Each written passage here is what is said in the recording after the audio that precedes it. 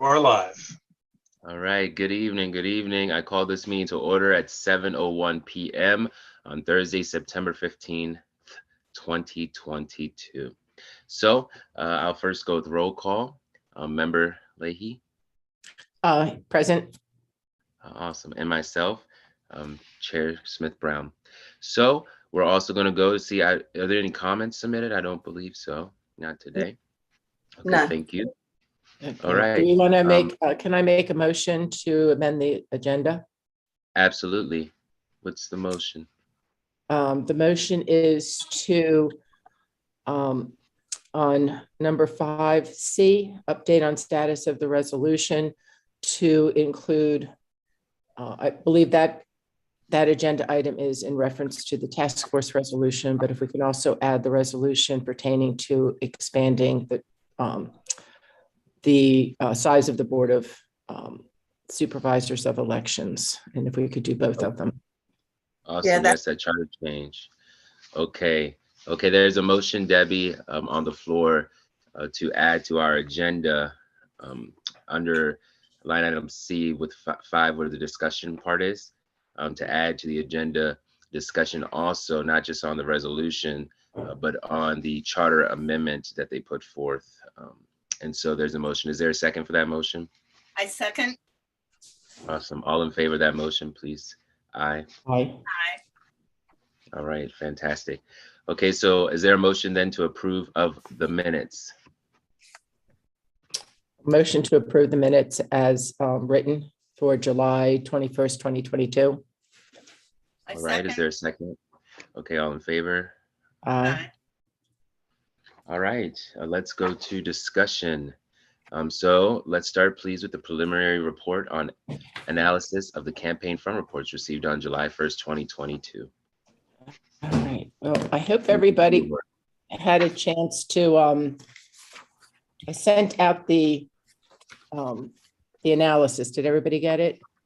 Yeah, I just got it. I printed it, but I Okay, just well, got home, so.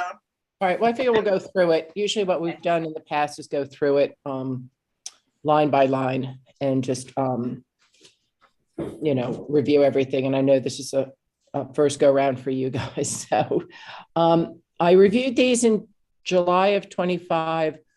So all of these were written up separately, and then I put them into this analysis piece. I also went back and looked at part of what you have to do with this is go back to the previous campaign reports to make sure that they jive completely all the way through. So there are a couple of hiccups in that regard, but I'll go ahead and review that. So kudos to you, Debbie. Friends of George Gallagher did not. I was bound and determined to not get any black marks. So nothing was needed with that one. People for Keanu Smith-Brown, technicality, which is on a couple of others, that you should list your campaign name if it's registered. That's what you're registered as. Some people list their campaign name. Some people register under their own name. Some pages without entries did not have a strike through. You'll see that in a number of the reports. The cash balance, which was noted to be $304.42. And as I mentioned in the last meeting, there was an addendum that said the balance was due to a break merger. And the campaign was asked to, or Keanu, you were asked if you could update that and provide some information. So that's still pending. Okay. So the action needed for that would be to submit an updated explanation for the $304.42 balance. The way this has also worked in the past is when there's an action needed, the information will go back out to all the campaigns, and correct me if I'm wrong, Regina, I think you have 30 days to respond. You are correct. Yeah, so hopefully these will get out early next week. Friends of Katie George, the campaign did not submit a report at all, and they also have previous amended reports that are still to be filed. I know that in the past, communications with Ms. George have been a little challenging. So I would recommend, that we send, we might, if we can find a forwarding address, she's living in Texas now. If we can send a certified letter outlining what needs to be reported and submit those reports. And then she also is responsible for a late fee of $250. And of note with that is that money cannot come out of the campaign. That's a personal late fee. Along with Ms. George, I think we should also notify her treasurer, which might be a little bit easier, but I think we need to take care of that sooner rather than later. And I think we could probably check with Ashley Leonard to see how she feels about a certified letter going out versus an email. And we've had similar letters that have been framed before.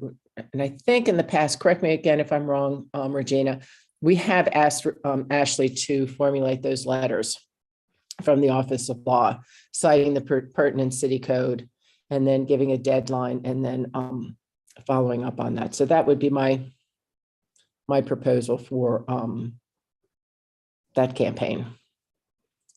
Any discussion or comments? Yeah, I mean, that's concerning, especially if she's out of state. But I like the idea of going to her treasurer, because I always appreciated getting, the heads up, even though my candidate also let me know. I liked it when the assistant city clerk would send me a note as well about treasurer, about campaign responsibilities. Right. Yeah, a letter should definitely be sent, especially since she's not here any longer, just to make it more official. I think the letter would be helpful. And right. I mean, ideally, she would just make this her final report. I know there had been previous discussions where she wanted to donate the remaining funds in her campaign to a nonprofit she was setting up, and that we told her that that wasn't consistent with city code. So, or now you all okay? I'm sorry. What happens? I mean, how getting the fee from her is going to be challenging, I bet, too. That's what I was thinking. How insistent is the city on collecting these late fees? There's really a lack of an ability to enforce, which again points to the whole point of a task force. The biggest, really the biggest thing for enforcement is if a candidate does win and they technically owe a late fee, they can't take on the office. So let's say she had won and was pending to be the alderwoman, she couldn't have been sworn in until that was taken care of. But for a candidate that hasn't won, but I think we have to make efforts to contact her and make sure that we're communicating with her so she understands, and that we're willing. I know that the clerk's office is certainly willing to work with her. Yes. So, and are we able to contact her in a personal capacity if we have relation or? I don't know that, but I mean, I think in either case, a certified letter is probably the way to go, and certainly you could do some other contacts if able. Yeah, that's appropriate. Any thoughts, Regina? No, I agree with you. Okay. So if it's all right with you, Debbie and Keanu, I can touch base with Ashley tomorrow and ask her about drafting a letter for us to review and get that information sent out. Absolutely. All right. Next one on the list is Friends of Scott Gibson. Kind of just a couple of little things. One is on the Schedule 2. He has a missing code on entry number 2. I think there's only 2 entries, and the first one had a code and the second one didn't. There's a note in there. He has these notes back and forth between Schedule 3 and Schedule 4, and I'm not clear how they relate to each other because the numbers don't jive. So that would be a question for him. And once that's settled, then his summary sheet will need to be changed. I think my recommendation would be just to call him or his treasurer and just see if they can explain it to us. And then they will probably need to submit an amended report. Yeah. And he's moving as well. He's Oh, moving okay. he's moving to Gingerville, Oh, right okay. off of Route 2. Oh, And okay. I'm not sure when that happens, maybe this month or next month or last month. Uh-huh. But he may have a change of address, but I'm sure he has forwarding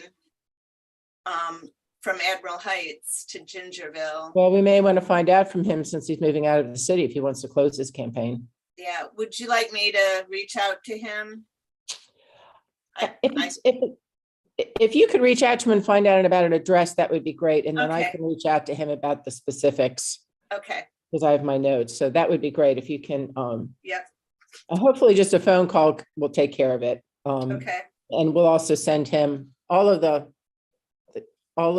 people that have submitted, everybody will be getting a rundown of the analysis. So anything else on Mr. Gibson? Okay, Monica Manthi is another person that did not submit a report. I do believe that the city clerk's office did contact her at one point. And Regina, do you remember what the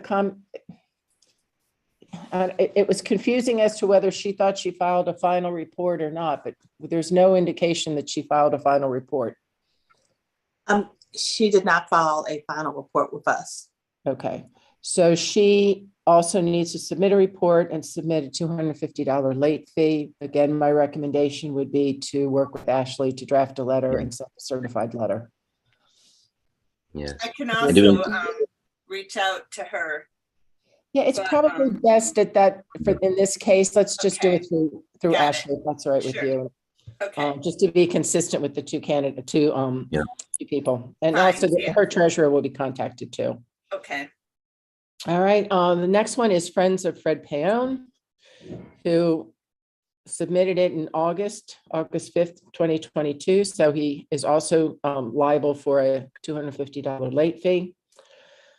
Pages without entries do not have strike-throughs. That's not a biggie. It's kind of nitpicky. Kind of what we've done in the past is we're not going to have you amend an entire report because of that. Mhm. And if there's not much else going on in the report, frequently you can just submit the particular pages and not the whole report.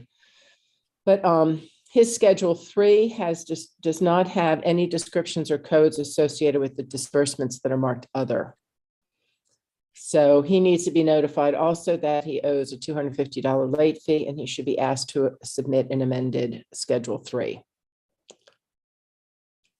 So everyone who has to do the late fees, are we going to be sending the letter to them? I think that's best, or I don't know, Regina. Yes. Yeah. Okay, perfect. Yep, let's do that. But I don't think he necessarily has to submit a full amended report, just the Schedule 3. Mhm. Are you okay with that, Regina? Yes, ma'am. That's what we did previously. Yeah, that's what I thought.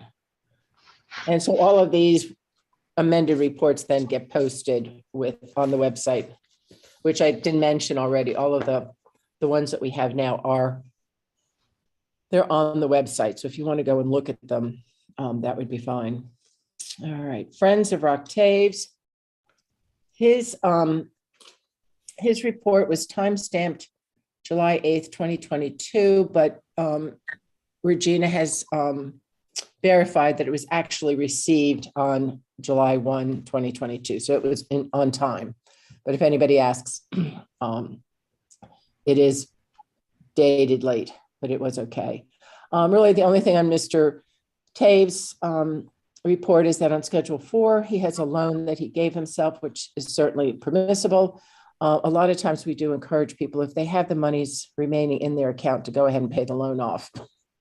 So that would be the only thing that I would recommend, that we consider notifying him of that. Any thoughts in that regard? Not at No. all. no, that's fine. Annapolis Democratic Central Committee.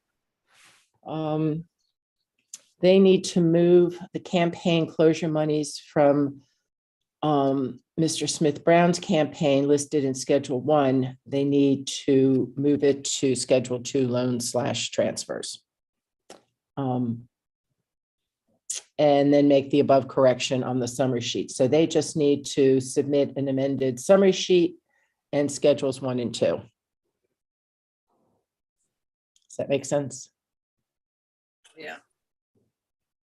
So it's really just moving a couple of numbers around, but everything added up. Yeah. Next one is the Annapolis Republican Central Committee.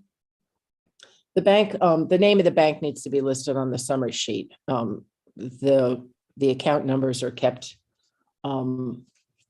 secure, but we do need to know at least the bank information. They also need to report and move monies received from other candidates or campaigns from Schedule 1 to Schedule 2. And I think there were 3. There was Payon, Manthi, and Gallagher. They also, this happens every once in a while, they made an error and they whited it out. And so technically errors should be crossed out, dated and initialed and not whited over. So I would recommend they resubmit that page. If they want to resubmit, I guess my rule of thumb is if there's more than 3 pages that need to be resubmitted, just resubmit the whole report again. So they need to resubmit schedules 1, 2, the summary sheet, and a schedule 3. So they'll have 3 things. And I don't think I mentioned that on this sheet that they need to do the summary sheet too. So I'll make that addition. Any comments? Okay. When in number 3 on that, it says Mhm. do not write out errors and. Oh, you it just should be said white out. White Yeah. out. Yeah, I'll make that correction. Thank you. It's the nurse in me. Yeah, I know. We had one a couple last year during the last cycle that really just had a lot of them. My favorite was the one that was submitted in pencil, the Wow. whole report. Well, then you can make changes. Yeah, isn't that easy? Okay, the next one is Ross Arnett. Clap, clap. He had no changes needed. He's had lots of experience. Well, the next one is Friends of Gavin Buckley. In Schedule 1, they need to submit dates when things are entered. That's kind of important for a variety of reasons, but especially also when we're changing into a new election year. Anything that's received by the campaign after, and again, help me with this one, Regina. If it's received after the election, it goes into the new election cycle. You are correct once again. So if it's before that, I'm not sure. I think it's once it's received. I don't think it matters when it's dated. It's just got to go in the new election cycle. So they need to submit those dates. They, along with, I think there's 1 or 2 other candidates that continued their aggregates from the last election cycle, and they just need to everything gets zeroed out, basically. So if somebody gave you $100 in the last election cycle and they gave you $50 in late November, their aggregate is 50, not 150. Right. Does that make sense? Yeah. So the only one that really pertained to is the Katzef brothers. And then number 3, disbursements, add the totals at the end of each page. It's a little thing, but when you're doing these reviews, it is helpful. So I would ask that they submit amended schedules for 1 and 3. Okay. All right, next one is Rhonda Pindell Charles. Alderman Pindell Charles had some questions in the last election cycle, and it's not clear if they were resolved. Well, nothing big, it's just a question of numbers. And I believe when I looked back, I believe she owes an amended report for the last report in the last election cycle. So I was hoping maybe I could meet with you, Regina. We could figure that out together. Okay. And then again, that may be just a phone call to her to straighten that out and see if an amended report needs to be submitted or not. She also has a loan to herself that's there, and we might want to consider seeing if maybe at some point she wants to take care of that loan. I mean, we won't be getting reports for a while again, but it is something just to mention to them if they have the funds there. There is nothing in code right now saying how long you can carry a loan for. Again, that's something maybe to think as we move forward. We have had in the past someone who gave themselves a loan and then wanted to make, I can't remember what, do you remember what it was, Regina? They gave themselves a loan and then they wanted the money back. I can't remember what it was, but it's just need good communication with loans. Eileen, on number 2 for Rhonda, pages not totaled at end of pages. Is that the amounts are not totaled? Yeah, they're just not put there. And, that's just something that all the candidates at times just do. Again, as long as the numbers appear on the front summary sheet. Okay. I'm not going to, my recommendation would be not to make them submit a whole amended report again, but just remind them, please make sure you initial and do all of that. The strike-throughs were done, again, just for documentation to make sure that something wasn't added at a later date. It is something that we could, I guess, we don't touch, we don't make any marks on the, on there. So it's not like we can make a notation on it. We can make a notation somewhere else, but it's just, especially now that we have so many attachments, you want to make sure that those sheets are followed up on. Okay, Sheila M. Finlayson, again, she had some blank pages that didn't have strike-throughs. She had on her Schedule 3 disbursements, there was a notation saying, see attachment, and there is no attachment. So we just need to get that attachment from her. I think it's just probably a simple omission. Also, this comes up with another city council member, and it's something that, again, looking forward to the task force, it's kind of a loophole to close. When someone receives a donation from a political action committee, they are supposed to provide documentation from that entity. It's not clear in our code whose responsibility it is. Is it the PAC's responsibility or is it the campaign's responsibility? At the state level, what they do is they, the reason is then you want to find out if the PAC, what they're supposed to submit documentation about their mission and all this type of thing. And at the state level, what they do is they create a list of people that are registered. And we don't do that.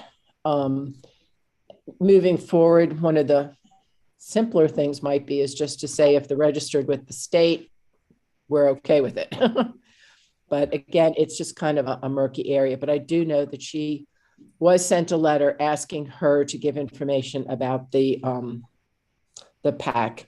And that's something that I know Ashley has worked on in the past in terms of political action committee. So I can check with Ashley on that also. My guess is that it's hard for us to give her clear recommendations of what we want, which makes it difficult to communicate to the PAC, which, so it's there. That's the important thing. It's listed. Any comments on that? No. All right. So then the next one would be Alderman Dewan Gay. Give yourself a pat on the back. No changes were needed. Wow. Now, he had 2 late fees last cycle. And I think early on I asked, how do we know? They were $100 each, but how does the public know if those fines have been collected? I think the short answer, and again, whatever you think, Regina, it's posted. It'll be in our minutes. Yeah. Okay. It's so not once a late fee comes in or a penalty comes in, we'll be notified by staff and then it'll go in the minutes at a meeting? Yeah. Okay. Because we'll keep reviewing these until we get them right. Yeah. It'll be an a lot of this is babysitting, right? A lot of this is stuff that Regina and Ashley and us, it's stuff that kind of can get buried and also can be annoying. Well, I mean, it is. And I mean, Susan really did a fabulous job with She it was last very time. good. But again, we went and we put together a campaign candidate handbook. We asked people to sign it and return it. They didn't. We Yeah. offered to have, Susan offered to have sessions, particularly with new treasurers. No bites. I mean, I realize it's a busy season for everybody, but yeah, it does take a lot of time to go through all of this. And, you know, in an automated system like the state has, it's a lot easier because if somebody's late, they automatically get, I mean, the systems, you know, sends out a letter. So, all right. So we're up to Friends of Karma. Her total on Schedule 3 was incorrect. It was, but hers, let me go back. Her summary sheet lists $2,878.30 as disbursements, which is the correct total. On the disbursement Schedule 3 sheet, the number at the bottom is $2,478.30. So it's just an error with that second digit. I added everything up. So the 28 and change is the correct one. So that just needs to be amended and submitted. So that would be Schedule 3. Other than that, it was fine. Friends of Rob Savage, you know, here's an example of kind of when you do one thing, it kind of snowballs into some of them. So his summary sheet has the correct total disbursement amount, but he has to change in Schedule 1, there's an aggregate that's off because he carried it over. So he needs to correct that. That doesn't make any problem with the summary sheet, but the summary sheet, when he changes that total disbursement number, will change the cash balance. And again, that's Schedule 3. So that needs to be corrected. Schedule 5, on in-kind donations, there's eight donors listed and it's $29 for each one. My guess is that it's some sort of fee that he's just absorbing or somebody's absorbing. I don't know, but he needs to list the names and addresses of whoever is the donor. So, so he needs to submit, again, kind of the 3 strikes you're out. So he owes us a summary sheet, a Schedule 1, a Schedule 3, and a Schedule 5. So just amend the whole report. He also has some pages that are missing initials or strike throughs. Any questions on that one?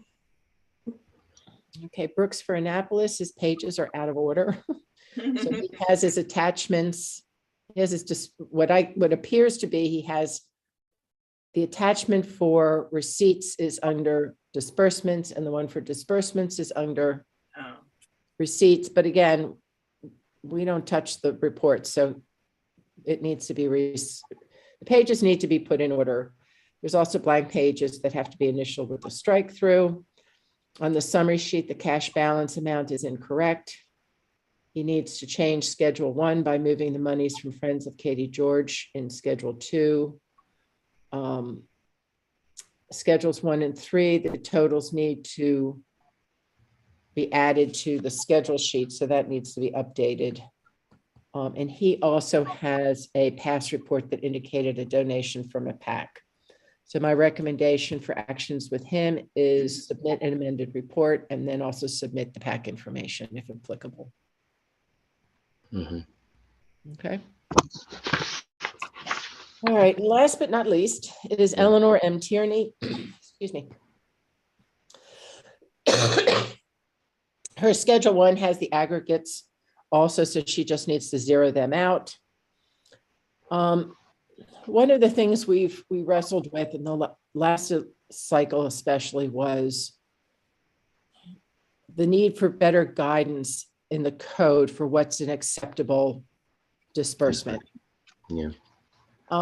In the past, because we didn't have specifics, we kind of let a few things not go, but you know, there were a couple of things like lunch with a constituent.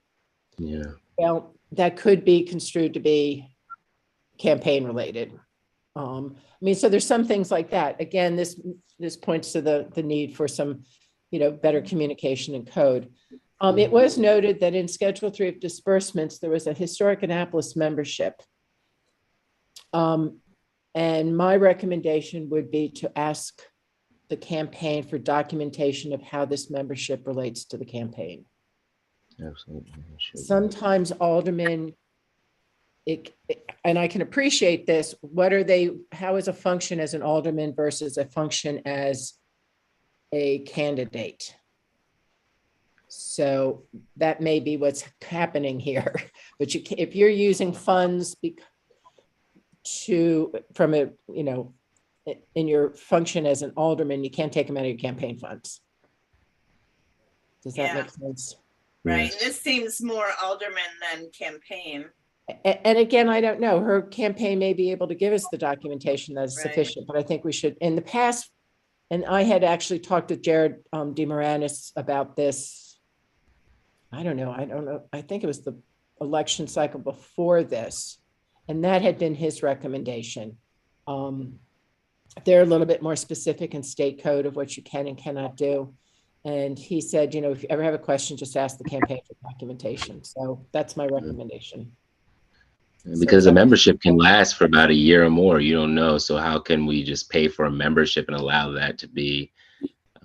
And again, there's nothing specific saying you can't do it, but I mean, there's certain things that you just say, wait a minute, how is this campaign related? So I think the fair thing to do is to ask for feedback. So Okay. if you all are okay with that. Yes. Are you cool with it, Regina? Yes, ma'am. So I'll make the little changes with this. I can meet then with Regina to talk about how we're going to send this out. In past years, sometimes we've just sent out this document to everybody. When we had Susan on board, we sent out more individualized descriptions and asked them to actually initial it to say, yes, they looked at it and they changed it. So I think that's kind of a manpower issue at this point. So, if you guys are okay, I can, Regina and I can work that out. My question. Go ahead. My question though is I'm the only one that's reviewed these. In the past, we've had at least 2 members review all of these. So I would appreciate if you guys would be willing to maybe split them up and then just review them and just make sure that I didn't miss anything. That makes sense. Well, it looks very thorough, Eileen, and I'd be happy to. I think you've caught, from doing Treasurer 2 cycles and reading everything over and over and asking a lot of questions of Regina and Susan during that time. I understand what you said here, and it seems like you really have been, detailed about it. Right. But I'm willing to do my part for sure to look at. If one or both of you could just, go through all of them are posted on the website. Yes. And I think if you could just it's almost like what we used to do is just double check the first person. So, you don't have to necessarily, you can randomly add some things up and that kind of thing, but, maybe just split them. There's 18 of them. Well, there's only, you could double check Alderman Arnett's and Alderman Gay's to make sure that I didn't miss something. But if you two could agree to take a look at them, maybe in the next week, then we can get these out by, say, October 1st at the latest. And that way I just feel like we'd have 2 eyes look at it. Right. Sure. 2 sets of eyes. Right. So then after that, then the city, I guess the clerk's office will send a letter to all of them with their deficiencies, or Well, everybody will be notified of their deficiencies. The question usually just comes out to how we're going to do it. Are we going to send them this sheet that we've done today? We've done it different ways in the past. Okay. I don't know if you all have a preference. We've at times sent to everybody the deficiencies that in everybody's campaign fund reports. most recently, we just sent what theirs was, and then had them, when they submitted the amended report, sign off on it. My personal preference is to do that because I think it makes them look, and so next to like under, say, Friends of Scott Gibson, the treasurer is asked, yes, we did number one. Yes, we did number two. Yes, we did number three. It's kind of like a face sheet. You But should I think definitely that's- But I think we have to be cognizant that the city clerk's office is very busy right now. Yeah. I'll be allowed. Yeah, I was ready to say, Kelly. I just want to say for the record, Yes, we don't have the manpower to do that. Susan Ecker did that. She took that upon herself to do that because typically we sent our audits out to a company and and all of the issues were shared with every candidate, everybody's issue. You get one report and we made a copy of it and we sent it to everybody requesting that if you have any issues in this analysis, please respond by, you have 30 days to respond. We just need one. Yeah, I think it could, at first I thought everybody shouldn't see everybody's, but then I thought, No, that's well, that could be a good, like, not competition, but it could be a good thing in that they want themselves to look good. They want themselves to do what's right. And they can also learn from each other's, mistakes, but it could be a good thing if they all see everybody's. But it is public information. So if somebody asks, it would be easier to find one report and give it to someone than going through files to send everybody's individual letter. Okay. Yeah. Okay. And whatever's easier for you, Madam Clerk, if you and the team, the team and everything, I think we might as well just do what it has been done recently. I know the personalized message was just from Susan, but if you think about it on the board's behalf too, when their next report comes in, if we have to have a special election, you have one document to look at because the reports will be coming in again and you'll know exactly where everybody stands. Right. Susan did create a spreadsheet that I kind of toyed with. I'm not very good with spreadsheets. That was used mostly for tracking when amended reports come in and when letters went out and that sort of thing. So I can work on that. That's kind of already set up. But if you all, Keanu and Debbie, if you all are okay, if I'm seeing this correctly, the only changes I need to make are under Annapolis Republican Central Committee is to change right to white. And then the only additional actions on our part is to check with Ashley in regards to certified letters for Friends of Katie George, Monica Manthi, Friends of Fred Payon. We also need to check with Ashley in regards to the PAC donations and check with Friends of Scott Gibson as far as change of address. So if you could get that, Debbie. Yeah. And then I can get back to you all as far as what Ashley says, or Ashley will let us know. And then if you all can just divvy up. Yeah, I'll do the first 9. I was just reviewing. I'll do the first 9 and then Debbie, You if you can't don't do mind. your own, so. Okay. Okay, I'm skipping my own. I'll do the first 9 added. I'll do the Keanu, you do second, George Gallagher, and Debbie, you do Keanu's. Yeah. Yeah, that's fine.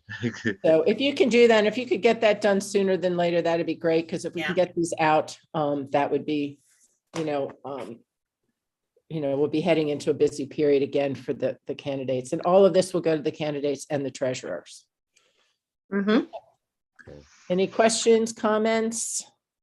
Good job, Eileen. Thank you. No, I was going to say, I know it thank took you, you so Eileen. much to do this, Eileen. I know it Well, did. you get in a groove. When I was doing on the 25th, I had a deadline, and then I was fortunate enough today to get it done. So I was glad I remember. I was glad I kept as good notes as I kept from the 25th. So excuse me. All right. So Regina, should I get a motion that we approve this? Or should there be a motion to approve it, or we're just good? I don't think you need a motion because you asked them to review. So Okay, so we'll wait and get a review and then we'll communicate that. yes. So if anything else comes up, just shoot me an email. Will do. Okay, great. And All right, thanks, I would suggest that anything mailed out go to the candidate and the treasurer. Yes, definitely. That's required by code. Oh, wonderful. Okay. So I think we should be able to get this cleaned up by the next meeting. Mhm. So next we have the application and proposed process for selecting the membership of the task force. We do have that application. It's the same one you sent to us. It's the general one I recall that we Right. have been using from the city. And I talked to Hillary because I thought she had said she kind of had some baseline emails and things like that, letters that she went with some of this, but it turns out it's not quite as what I thought it was. So we need to just draft some letters in the cover letter that's kind of explaining what we're doing, what we're looking for, and make sure to ask them to include certain things in the application or highlight certain things in the application. Right. Because we can't ask MIT to change the application. No, it doesn't need to be. It's basic, it's straightforward, it gets all the information that we want. And then that cover letter is just gonna add the additional touches that we need. Right. And I think there'll be some feedback from the council, so we can include that when that happens. Now, are we able to work on a document together? Do we want someone to take lead and draft the original or the first document? Or do we just want to all maybe throw some ideas together, and then how would we like to do that? Well, I'm willing to draft something. I think I'd like to hear a little bit more maybe draft something after the rules committee. Yeah.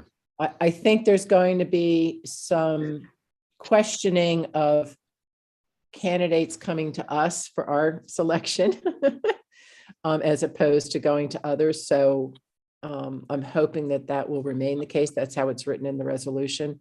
But that is a bit of a departure from how other task force and commissions and boards have been selected. So if you guys are okay with the application, that's already done, and then we can kind of wait and see how, if the city council members want to change anything. Yeah, I would say yes. Debbie, did you have any thoughts? I was going to say No, we can. the standard application is adequate, and we'll just add the additional information we need in the cover letter. Yeah, so I mean, right now, I think what we talked about the last time was we'll send out letters to people that have been identified as potential, people saying something like, the task force is being formed, considering your expertise in election law, blah, blah, blah. Your name has been raised as a potential, as someone who may be interested in participating. So we can send out letters that way. We can send out letters that can go, or we can also send out things through the communications office. So get the public out there and get that sort of thing. And aldermen, so that kind of thing, it's really just getting some letters out to people saying, this is going to happen and here's the deadline. But we can't even set a deadline until we know when really on the project. Yeah. Now, do we want just thinking about it, since it is for discussion, would the letters be all the letters coming from the city, or would we be sending them from the Board of Supervisors of Elections and our members to the people personally via email? Would it be coming from one of us, CCing everyone else? How would we like to do that? I thought the letter was like the face of part of the application. No? No, it'll be with the application, yeah. So do you send those, the city sends those out, right? No, we'll just, I think that they're gonna advertise the link if you would like to submit your name. I'm not sure. I don't think that there's an individual letter being sent. I think the letter's part of the application, and then the link is sent. Right. Well, we'll have a cover letter with with the application, but there have already been some people have said, hey, here's a name of somebody that would be a good person to contact. So there'll be people that we can contact, but then there's also people that will self-submit. Does that make sense? Yeah, that's what we're thinking. So are you asking that Mitchell send out the link requesting people submit their names? Is that? Yes, that's one part of it. I believe we were saying we would have asked the city to send out their communications, and then we were also saying, in addition to that, just in case we don't grab everyone, those that may have been interested that we've heard on the streets, or maybe, you know, we want to reach out to some persons that have already been involved in a task force in a different city or county. So how would we want to contact them? We want to contact them by all coming up together with the list. Okay, everyone, this is a full list that we've all come together. Let's send it all out on behalf of the Board of Supervisors of Elections. Or is it a personalized, I'll email this person because I know that this person is interested. You can email this person with the application. You know, it could be any of those, but we do want to just know what's best, Madam Clerk. Okay. I mean, my guess is that we would send everything out as the board. Okay, You know, perfect. so I mean, I already have, like, people said, hey, Mr. Smith might be a really good person. And, you know, Mrs. Jones has been an election judge forever. So those sorts of people, we could say the Board of Supervisors has been given your name due to your experience with elections. There is a task force being formed. If you might be interested in applying, here's the link. Okay, wonderful. That's what I was thinking. Does that work for you, Regina? So are you saying that you guys are going to be providing us with names and addresses and we send them a letter with a link in it? See, that's what we're clarifying. Would we give it to you, or would we personally come together with a list and say, hey, Debbie, Eileen, and myself, we have 15 people who've expressed interest. So let's send them all from the Board of Supervisors of Elections, the cover letter and the application, and an email. Let's send it to them. Well, we can send them an email just saying one thing and then just send them the link. Yeah, so we need emails. We're gonna, if we're relying on computers, if we're relying on applying online, we need people's emails, and we might not have. I mean, the communications office will put it in the paper or the radio or something, right? It will advertise on the city's website, on the boards and commissions page, and maybe on the page for a little while. I'm not sure. I can ask Mitchell. Right. But I mean, if I get Mr. Smith's name from somebody, I think of it as my responsibility to find out Mr. Smith's email. Okay. Just say, you know, or call him up and say, hey, can you give me your email, kind of thing. And if somebody's submitting something through the website, their email is going to be there. Yeah. Right. So I think the question then really becomes is, where's this repository going to be? I mean, the board has an email address. But we might need to talk to Hillary because she does this all the time. And she'll know where they go when they're submitted. Okay. What we did for the Charter Commission was we set up a separate Gmail account. But that was because they didn't have a city one. I mean, the board has a city one. So we use that email account to receive things. And then we also had a link on our page saying, if you're interested in X, Y, and Z, you know, here's how you can communicate to us, and it would send you to the email. So I don't know if all of that is still up, but that was helpful. So if people just went to boards and commissions and they went to the Board of Supervisors of Elections and they saw, oh, there's a task force that's being formed, they could click on something and get that application or send something to us. Would you like for me to reach out to Hillary and have Hillary come to your next meeting and so she can explain all of this stuff, or do you feel like that's not necessary? Hillary is I don't know how it works, to be honest. I don't know, but I know that Elections has an email address. It's elections@annapolis.gov. I kind of have already discussed it with Hillary, and Hillary's kind of like, if it's not something that the city council or the mayor is going to be handling, she's not going to handle it. So it's really kind of up to us to come up with how we want to do it, which is similar to what happened with the Charter Revision Commission. Okay. I mean, that's not a bad thing. Oh, excuse me, Debbie. I mean, it Oh, I worked was out just gonna pretty say, do well. we have access to the email? So maybe we can ask if we can get access to the email, and is that what Well, we should they see? automatically come to me.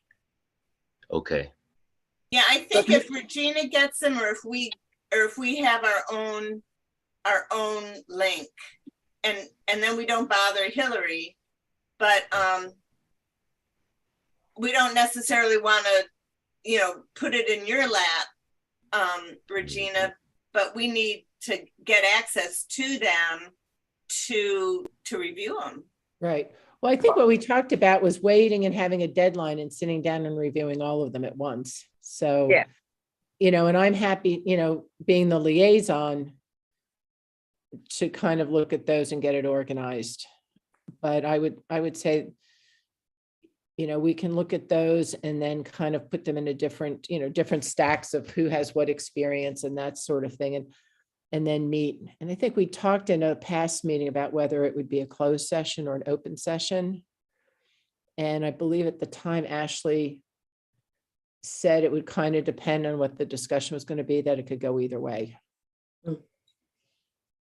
But we still need access to the applications when they come in. Or For the to know email. what's come in. Well, you Right. don't really access. They'll come to me and I'll make sure that you guys see them. Okay. okay. Also, so should we then, if someone, let's say for instance, we want to send it out, can we just give it to you and then you'll send it on from that email? We just don't want to have you do, extra or anything. Okay. Can Wait. you do this, Regina? Again, with the Charter Revision Commission, we had a Gmail account. And then we had, and I'm not very good with tech, but we had a section that everything was posted so that we had a shared folder. Mhm. So that we could go in and view different things and we could share different things. So that would be, I think, the question for MIT, if that could be set up.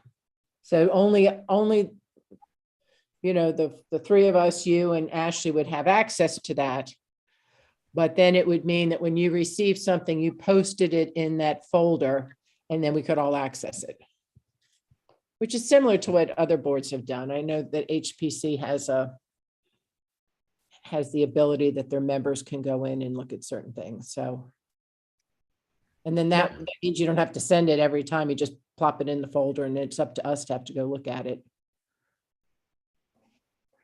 Yeah, To we're tell you, just, I haven't had any experience with this type of thing, but I will check into it Okay. to figure out how. I'm envisioning,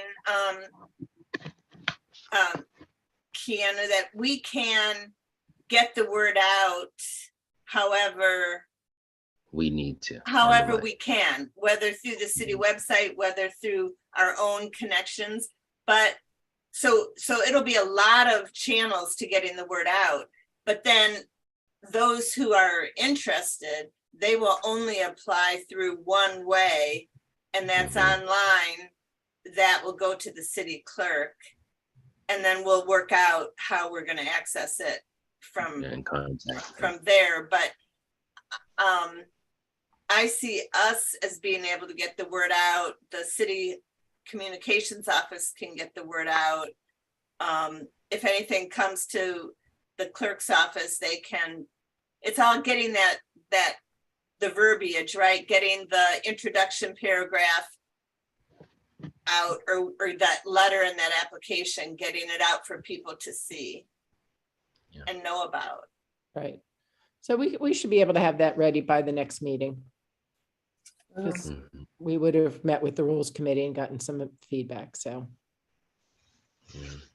Okay, yeah, just making sure, just clarifying. So let's say, using Mr. Smith, Eileen, let's say we're going to email Mr. Smith the application and the cover letter.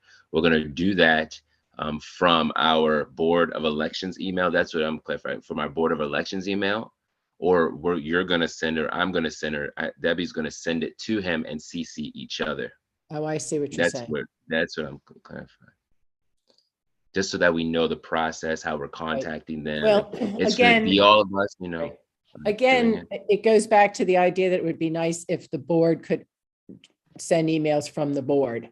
So again, with the Charter Revision Commission, I hate to keep going back to that, but it worked well. I was the secretary, so I would check whatever was coming in, and if I needed to send something out or a response to somebody, I sent it through that email. Okay, perfect. So So- is it all right then, Regina, since we have a city email, should we just create a Gmail, or should we get access to that email though it's through the city? So are we even allowed to have that access? You know, so. To be very honest, I have no idea. I have to ask. Okay, perfect. Right. Okay. MIT took care of it. I mean, Takia worked it out. It ended up not being an Annapolis.gov Yeah. address, but it was secure. So only members of the Charter Revision Commission had the password to access it. Mhm. And then there were administrators. So like I was an administrator, so I could send letters out, but not everybody on the board could. Good, right. Does that make sense? Some people had limited capability. So again, MIT can help us with that. And we just need 5 members. I mean, right now we're expecting the Excellent. task force to be 5.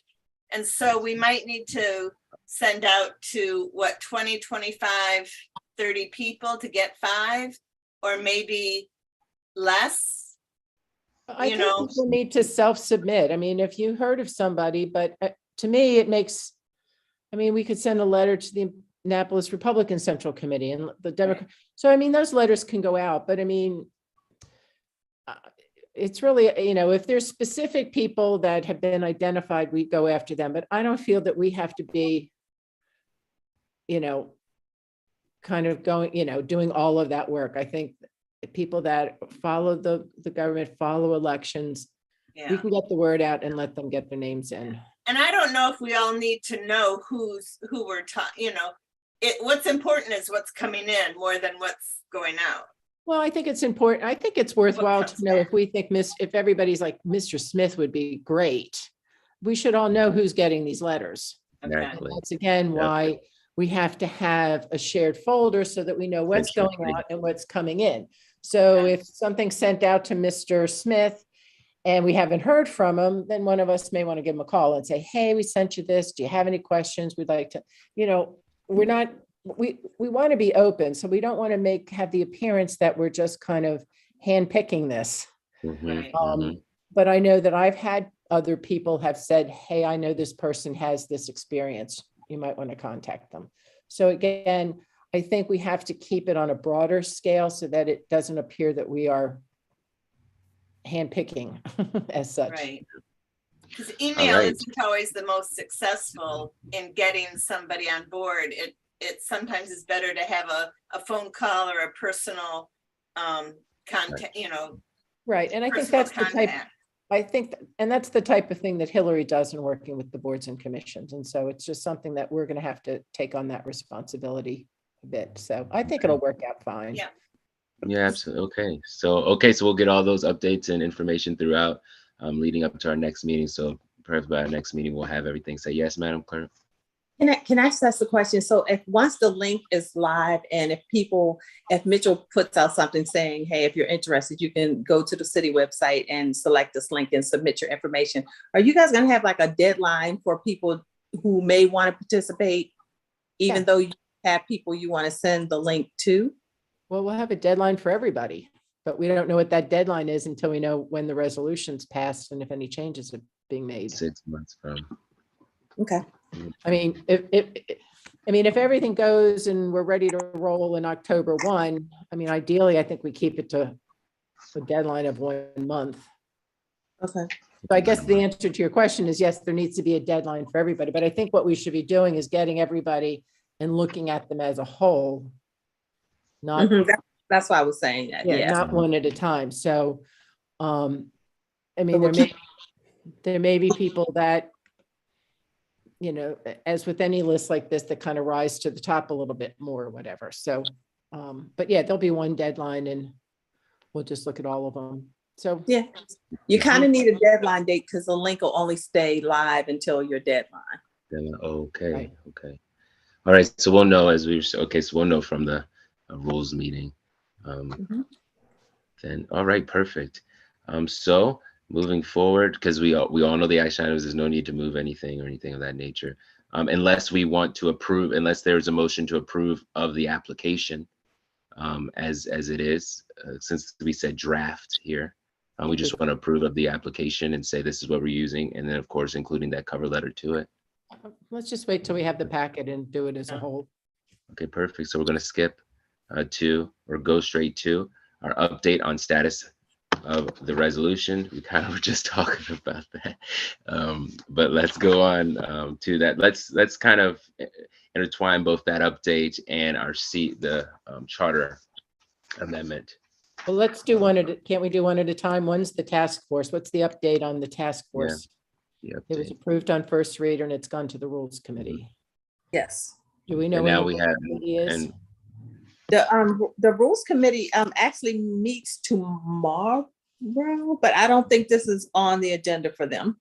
It's going to be on their next meeting, so it'll be an October rules committee meeting. Yeah, see, that's why that's the kind of thing that delays us. I was gonna Right. say, that's the whole nother month from now. Right. Well, so then, well, I did hear as well that Arnett would like to co-sponsor. So at least now we know that there are 3 thus far who would like to co-sponsor. Savage has not yet shared anything or responded on this matter. Regina, is But- there any chance you think it might be on the agenda for tomorrow? I don't think so, because that agenda went out last Friday. Yeah, well, then it's not. Okay. Was it referred to another committee? I can't remember. Are you talking about the resolution? I think that Yeah, just for went, the task force. yeah, I think that just went to rules. All right. So we need to make sure that we're on the next agenda. Yeah, you will be. Okay. So then we're giving really a timeline of November. Mhm. Right, because- if they meet, so they meet on Friday, like the third Friday or something? Do they just meet once a month? Rules? Typically, yes. So like, is it the third Friday? It kind of, hold on a second. Let's see, rules. So they have It September 16th, and then It does look like it's the third Friday. So that's not till November, Right. I mean, October 21. it Yeah. says October. It says that they'll have one rules and city government committee October 7th from October 1 to 3. Is that so? Okay. Yeah, is that correct? Okay. I usually just forward them to the committee, and that's what Takia does, but Takia's leaving. So you're gonna have to give us a minute to catch up. So Keanu, it says that their next meeting is the 7th of October. Rules, Well, actually, they met on the 16th of September. that's When is- tomorrow. That's tomorrow. They're meeting on the 16th, and that is what, the second Friday? Third Friday. Third Friday. So it will be the third Friday of October also. That's strange, because because that's not the third Friday, but the calendar on the city website shows rules and city government committee meeting October 7th, 1 to 3. October 7th is better. Yeah, that's way May- better. It's the may I- first Friday of the month. May I provide some information to you all? Uh-huh. Please. Yeah, so Rules and City Government is scheduled to meet on the first Monday of the month normally. But Okay.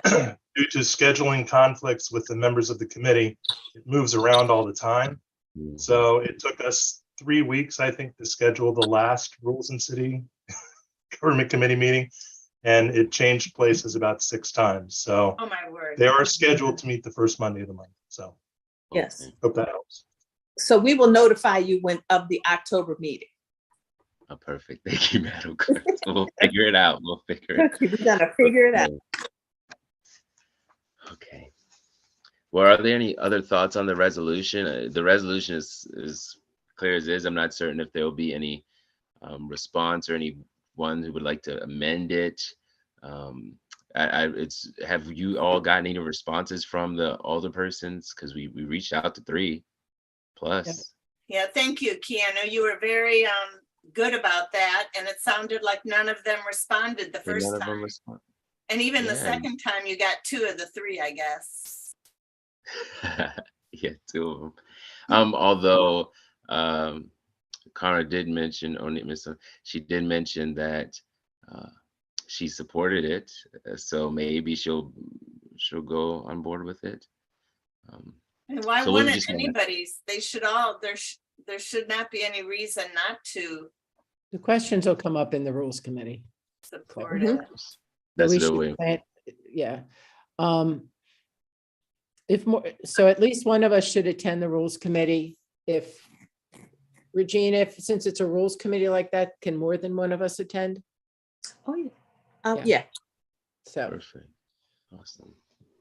So I will make sure, according to this note that I have from Takia on the legislation copy that she gave me, it says that the possible date for the rules committee will be on the October the 7th, and it's scheduled to go to second reader on the city council agenda on the 10th.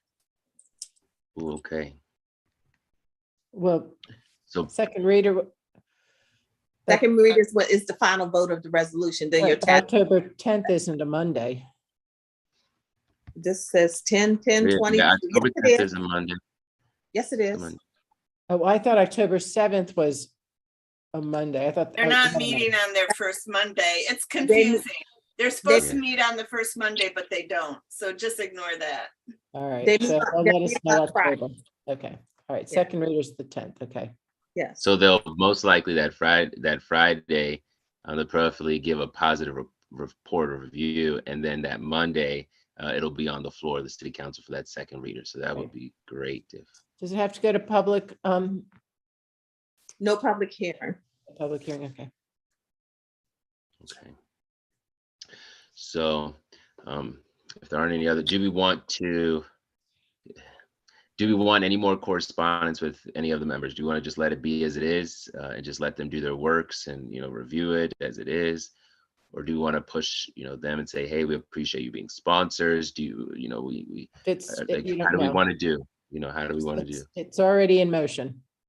Okay, so we're just gonna let Regina, it have be. you heard anything about our resolution and or about the charter amendment for the size of the bows? Have you heard any chatter? Eileen will tell you, I don't listen to Okay, chat. well, I'm the let's finish, fact let's finish with the task force first, okay? We're ready for that So- charter. Well, I we- mean, I we- just wondered if they Right. want to merge them, if they want They're one not more than the mergeable. other. They're not mergeable. They're two separate items. They're two Yeah. separate issues. So Yeah. just to wrap up with the task force, the resolution's out there. They've seen it. We have to be prepared if there's any questions at the Rules Committee. Bottom line is we have the votes. If we have the mayor, Mhm. Finlayson, and Arnett have signed on as sponsors, Alderman O'Neill has indicated she's positive for it, and I know that Alderman Tierney has indicated she's positive for it. So you have your 5 votes. The question becomes if the Rules Committee wants to make any changes, and we don't know that. So we've done what we need to do. Moving on to the Charter Revision Commission recommendation. As you all saw, I sent out just an FYI when it showed up. My concern about that recommendation is that it was kind of made in isolation. Yes. Regina, you have a Um, question? Okay. Oh, I'm sorry. Are you talking about Charter Amendment 22? Yes. Yeah. Are we? Charter- Yes. Charter Amendment. Uh-huh. Yeah, the Charter Amendment 222. Okay. And we're just jumping into it. So my concern about that, like I said, is that it is put out there in isolation without how it would be implemented. Because there's two sections in the charter. One is the makeup of the board, and the next one is how it's selected. How we set, yes. And that's what's going to be the controversial part. Madam Clerk. And, yeah, Regina? You guys can speak on that. That's on the agenda for Monday, the 19th, this coming Monday for public hearing. Oh, this is going on to public hearing already Yeah. on Monday? We have back-to-back city council meetings in September. So it's Monday the 19th, the public hearing. Hmm. Um, But it won't be a vote or anything, just for public hearing. Just the public hearing. We're looking for the public input. at that So we time. can I go, just don't, we can speak to that then. Yes, I think we should, right? Well, it also went to Rules Committee though, too, correct? no, it's going to go to, it'll go to Rules Committee on the 7th, October 7th. Right. So do we address it at the Rules Committee or do we address it at the public hearing? The public hearing, the public will hear you. Oh, At okay. the Rules Committee, you will be addressing the Rules Committee and not, I mean, I'm not sure who will be in attendance. Okay. it just doesn't make any sense that this would happen on the side when we haven't even been responded to about what we're pushing with this task force, which was supposed to dive into this piece. So Yeah, just I mean, doesn't there's make a lot of other decisions that need to be made. I wasn't on the elections piece for the Charter Revision Commission, but they did ask me a lot of questions. And actually, it was one of the things I suggested. I think expanding to 5 would be a good thing, but we have to decide. The bigger piece is really how that membership is selected. And so that was something the Charter Revision Commission didn't get into. Currently, the way it works is that the central committees are asked to submit 4 names to the mayor on who they would like to have on the board. And the mayor makes that selection. Mhm. If you expand it, and the way the makeup that they were looking at doing was 2, I think, I don't have it in front of me, but it's like 2 people from the major party and then 2 people from the major party and then an unaffiliated. Right. from So you either could- of the leading parties. The second, so Right, it's 2 either. from And that's- leading, and then the right. second one is 2 of either. Right. So it theoretically could be 3 Dems, 1 Republican, 1 unaffiliated. It could be 3 Republicans, 1 Democrat, and 1 unaffiliated. It could be 2 Dems, 2, there's different ways it can be made up. It has to have at least 3 different on there. So really, But the then purpose was to include unaffiliated. Yeah, because then we're intentionally allowing for one party to control or be in charge of our entire board of supervisors elections. That's what Well, this is seeming Well, to be, although candidates now, but it's up to the mayor. And so the leading party is whoever is the party of the mayor. So if your mayor is a Democrat, you're going to lean Democrat on the Board of Elections. If the mayor's a Republican, the same thing. The bigger question is what's the process going to be? Because we don't have a central committee for unaffiliated. And there has been some discussion, should it be up to the central committees to submit those names or should it be an open submission? So if Joe Schmo or, Barbara Smith wants to be on the Board of Elections and she can't get on the list for the central committee, should she be able to submit her name? So that's the real, in yeah, some that's ways, the real key of it, is question. how can we make it, what Debbie has been sharing about being nonpartisan, how can we take away that touch from the Board of Supervisors elections so that all people can be involved and feel connected? Well, it can still be a partisan. So again, you can have a partisan Board of Elections. And the way it's written, you will have a partisan Board of Elections. Exactly the way it's That's written. okay. I mean, we are a partisan. Right now. I mean, well, but the most, state governments and the federal governments are partisan. So, Partisan. so that's a different issue than having a partisan versus nonpartisan election. Right. Yes. it Okay. is. So if you're a registered Democrat, you're a registered Democrat, and that's what you're going to show up if you're on the Board of Elections. Now, if you have a nonpartisan election, you don't have to have your dean after your name. Yes, Madam Clerk. Okay, let me just clarify something. I'm looking up the R5222, your task force. That is not going to rules. It's going straight to second reader on Monday. That's what I thought. It didn't What? even get to a committee It doesn't need to go to rule. It's not going to rules. because they just passed it and they didn't put any committee. That's what I thought when I heard that Okay, meeting. I thought I asked you, Regina, and you thought it went to rules. Okay. Cool. So that means that we're on the, so that means we. You don't need to we do don't anything. have to- Yeah, we don't really have to The do anything. second So reader it's going to be Monday. Yes. this But Monday. we should be there for both of these, the charter amendment and the task force resolution. I can all three of us attend? And it's not we're not having a meeting, we're just attending a city council meeting that is going to have comment on one of our pieces. Is that okay if we're all three there? I would say yes. Yeah. I'm going to be out of town, so I won't be able to. Okay. All right. Well, then that means we all won't be there. I can go. How about you? I think I can go. I better peek. Can you go, Keanu? October. This is Monday. I mean, October? September 19th. Yeah, so September 19th is 7. I don't have anything right now. If anything changes, then no, but as of now, it should be fine. Yeah, I can go. I can do it. Okay. But Regina, they're just going to be voting on it, right? There's no public hearing. No public hearing on the resolution. be. The charter amendment will be All public hearing. Okay. All But right. there is public comment. Yes. Oh, yeah. So would it be okay for myself and or Keanu to speak to it at public comment that night? Yes. But is it necessary? Yeah, I was gonna thank you.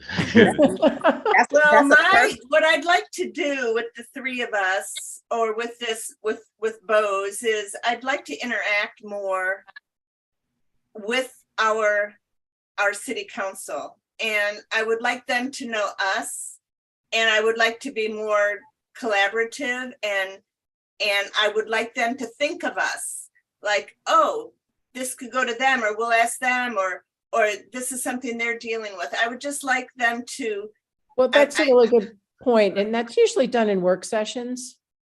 So we could certainly suggest a work session, and maybe that's a good place for us to discuss the task force. We don't have any work sessions available until next year. I know, that's the tough part, is getting on work session schedules. And this is also a public meeting, and I mean, I don't think that many citizens watch the council meetings necessarily, but it's an exposure of what we do as well, or that their neighbors, like the three of us are involved in something that a lot of people don't even know about. Mhm.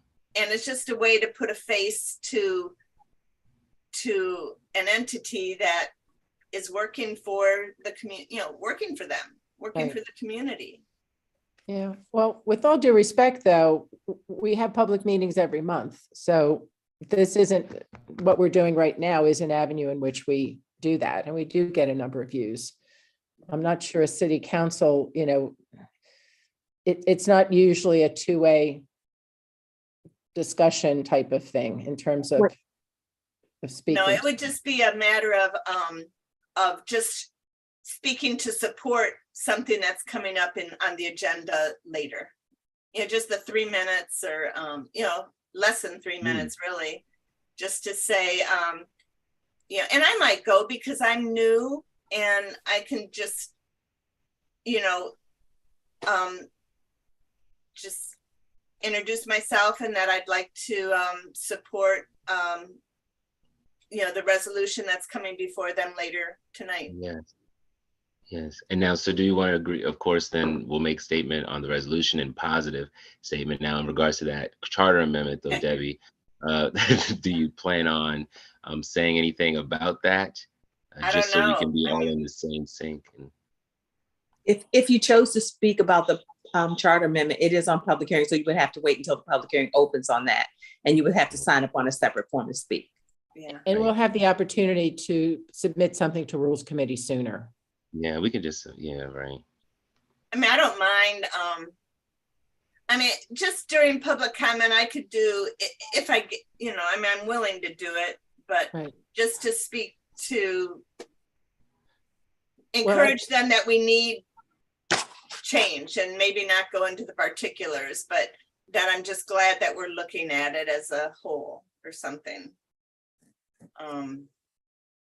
But yeah, that charter amendment, I think we were all kind of annoyed that came up when we have something that we're working on too. And that's what I would like to not have happen in the future. But they need to know us and what we're doing. Okay.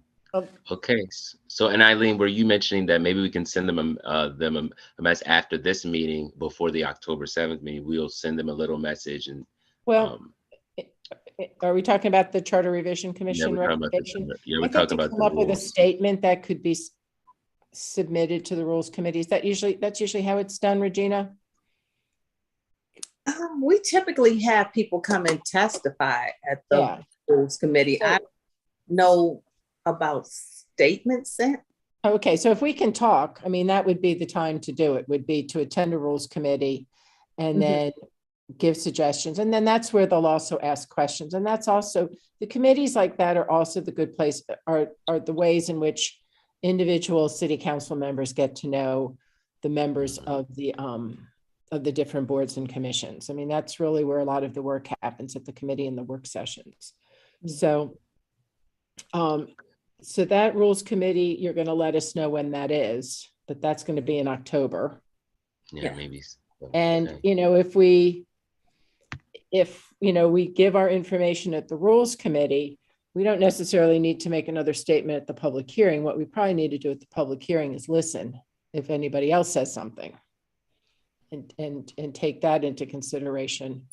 I think the thought about in and of itself, yeah, they could pass the resolution, but I think the questions that we're asking is, how does that fit in? How will that be implemented? And I would like to put forth, or to get some feedback from you all. Are we comfortable saying to the Rules Committee, the Board of Supervisors of Elections respectfully requests that this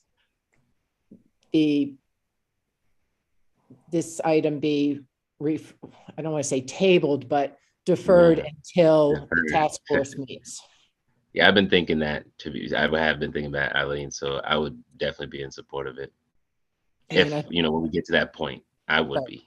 I mean, I think that's the thing to say to the task force is say to the Rules Committee, Respectfully. we're looking at everything. We'd like to look at this, because again, the bigger question is whether they're going to address partisan or nonpartisan elections. And if they say, if they bring that to the city council and they decide that it's going to continue to be partisan, that's one road we go down. If they say, no, it's going to be nonpartisan, that's a different road. So for instance, if you go with nonpartisan, you may not even have central committees involved. They won't be in election law. So the real question is not how big the Board of Supervisors of Elections is. It's really, and that was, that's really what needs to be discussed. And if you look at the work session document that I think I distributed to you all, that I gave and that the board gave in February, that itemizes all of the big decisions that they need to be made. So I think our other recommendation might be, you need to decide on some other things first. We all personally wrote some lists too. Madam Clerk, did you have a question before we move forward? I just wanted to say that the city council did refer CA 222 to the Board of Elections, and you are discussing it tonight. What do you want us to put on your referral sheet as your response to the charter amendment you're reviewing tonight? It's not necessary.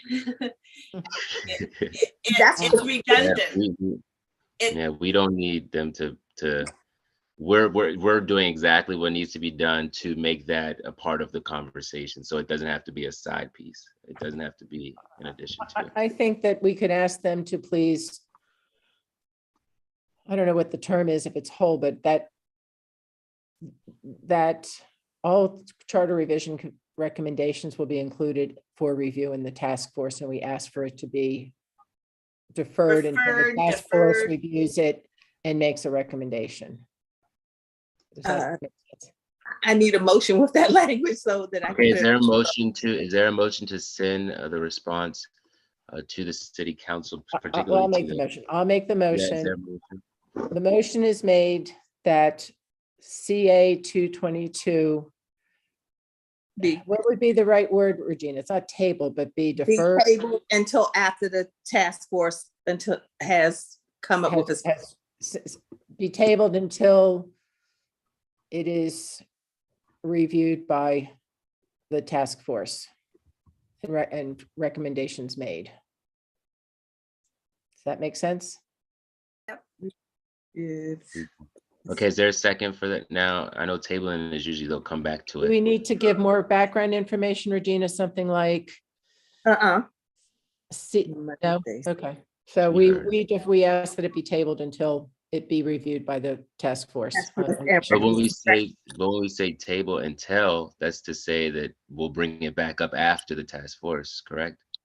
Right, And so because it 'cause it'll can't be go one away, right? We can't make it disappear because it exists. But we Yeah. can table it and then table it till after the task force. And then by the time it comes back, we won't need it. Right. Right. Yeah, It they can won't just be- pull it off. it will be brought back after the task force. The task force will be reviewing it and considering it.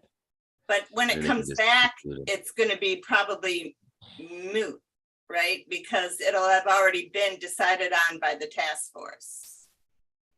Right, but it'll also be accompanied by the mechanism for Mhm. implementing it too.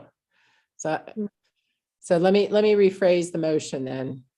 So I'm making the motion that the CA 222 resolution be tabled, Charter amendment. That's a charter amendment. right, charter amendment be tabled due to it being slated for review by the task force on election law. And will then be referred back to the city council as part of those recommendations. Does that make sense? Okay. Do you mind repeat? Okay. Yes.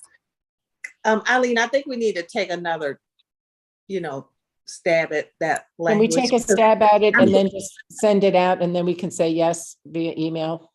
Yeah, That's what we've done before. Yeah, you know what we want to do. I mean, Yeah, you know. we can't ignore it, but it's Right. going to be absorbed And in Ashley a might bigger- have, Ashley's really good with the verbiage, so Yeah, she it's might going to have. be absorbed in a bigger Yeah, picture. so if we can just touch base and then send that out and we can all agree, then we can move it forward, correct, Regina? how about you make a motion to have Ashley review and submit a revised version of the motion and approve as submitted by Ashley? She'll do it correctly. Okay, I second that. Eileen, make that motion. You all right, the gotta motion officially- now that the motion on the floor is being changed to the No motion on the floor, didn't get a second, so you can, Okay, all right, so I can start the motion over. yes, So the motion is for the CRC, the CA 222 Charter Amendment Resolution to be tabled due to the recommendations as outlined in consultation with Ashley. Is that what you're saying, Regina? yeah, Pending. yes. And that recommendation will be circulated via email for approval by the board, correct? Yeah. It's a little entangled. I'm just gonna ask Ashley Okay. we're gonna go through it and tell her what you guys want to do. Basically, you want to have the council suspend, postpone, Yes, all of those off- ones right there. put off until after the task force has made its findings on the per resolution or whatever thing. Whatever that is. Okay, so my motion is that we will, in conjunction with Ashley Leonard, we will draft a recommendation to the city council in regards to suspending or postponing this legislation until there are further findings by the task force. Okay, that's good. Good. Is there a second, Debbie? Second. Okay, all in favor of that motion? Let's say Aye. aye. Okay. Thank you. See what happens when Ashley doesn't come to a meeting? She's gonna have a work day to do tomorrow. All right, good Okay. discussion. Yeah, fantastic. This is all right. We're moving forward, y'all. This is the hour and a half in. We're set. It's for adjournment. If there is anything else, So we for decided completion. that it's not would you rather me not go on Monday? No, go. We're going. Go on yeah, Monday? Yeah, we can still Are go. you going? I'm gonna do my best to go. I think it's a good idea for you to go. I mean, I would go This if I could. Monday? This Even if I Monday? can't, you should go. Yes. And then speak at public hearing? Now we could just do speak that at by public ear. Speak at public comment? Yeah, You we can- can just do that by ear. You can speak at public comment on your task force. You can speak Yeah. at the public hearing on the charter amendment. Okay. Is it what is the best? Just speak at public comment for our resolution? Resolution Yes. only, we're not allowed to speak on a charter amendment because Okay. it will be on a So public. Keanu, do you want to speak to the charter amendment or? Wait, I So, think no, it's I getting don't think- confusing. Wait a second. Let's do them one at a time. Task force. The It's task under force is going to resolution. second reader. There's no public hearing on that. So there's no discussion Public about that. Right, comment. so I would speak at public comment Yes, Madam On the Clerk. task force, yes. on the You can- task force, right? Yes, I wouldn't say Oh, anything about the charter amendment, No. that is correct. not. but Keanu, if you are there, I'm only gonna do, so I think we're in agreement that we're not gonna speak on that charter amendment until it's sent to the Rules Committee. I believe we agreed that we would Okay. wait until it was to the Rules Committee, and then Okay. we would contact them and share with them what we felt and thought about it. okay. And then whenever they're ready for the next reader, if need be. So we the can just rules speak on it. committee on October 7th, then we can address the charter amendment. But Yes. for council on Monday, the 19th, it would be just a minute or two during public comment, that we're happy to have that resolution before them. or And something. maybe we can, yeah, because I think that's perfect. Yeah, that's the bet. That's the probably the best way to do it. Also to do it, you had shared how you want to kind of introduce yourself. So maybe you could say, I'm glad to be here, to share, and we appreciate your support of You this get 3 resolution. minutes. Yeah, I'll be 3 less minutes. than, 3 I'll minutes. talk fast. I'll be less than 3 minutes. Debbie, if you want to look at the, again, going back to the work session document that the board did, I mean, you could cite that this was something that the last board identified as a need. And I think in there I have some rationale. So if you want to reference that, that I might be. will. I have that. Yeah, thank you. I'll do that. Your Now, summary, right? I'll just refer to your summary. You did a nice executive summary. Right. mhm. But I that was that gonna just helps actually saying ask- we're moving forward with something that had been identified earlier. And Thank they, you. Yeah, that's they what I was were- gonna say. Are we allowed to do that, Regina? Are we allowed to, although since it is a charter amendment, are we able to still reference what is in that charter amendment as a part of public comment? So if we were we're to talking say, about the task force. Yeah, I'm not going to talk about the charter Mm. amendment. I'm just going to talk Well, about the not the charter amendment. resolution. But the yeah, not the charter resolution amendment, but also the resolution includes. that's what I'm saying. The resolution includes what that charter amendment's going to do. So are we allowed to reference it in the resolution by saying in the resolution, as we move forward with this task force, if you just want to share it, for example, we'll be looking into items such as this, this, and this. And so to provide clarification. And so it'll be kind of like a way to mention that this is unnecessary without pointing out the fact that that charter amendment's on the floor. That's how are we allowed to do that? Yeah. Okay. Cool. I won't even say there is a charter amendment pending. Nope. I'm just going to say the few bullets that does include that charter amendment. Right. Right. Just Okay. don't say charter amendment. No, I won't. Yeah. Keep Okay. it simple. We may see each other on Monday then. Okay. Wow. All right. Fruitful. Any All right, other I'll make a comments mo- before we oh, move forward to the adjournment? I have one more comment I did include in my, I'm sorry, I didn't mean to interrupt. Oh, no. please. I did make a comment, I guess, in earlier about, I've been getting, I've gotten some calls or some questions about the county and the federal elections, and just to clarify that we have nothing to do with the county or the federal election. So anytime anybody asks you about it, best thing to do is just tell them to contact the Anne Arundel County Board of Elections. We can't even call the Board of Elections and say, hey, can you tell me this? It's not within our purview, and it's not really appropriate. So Mhm. anybody that has a question, just send them to the county. All right.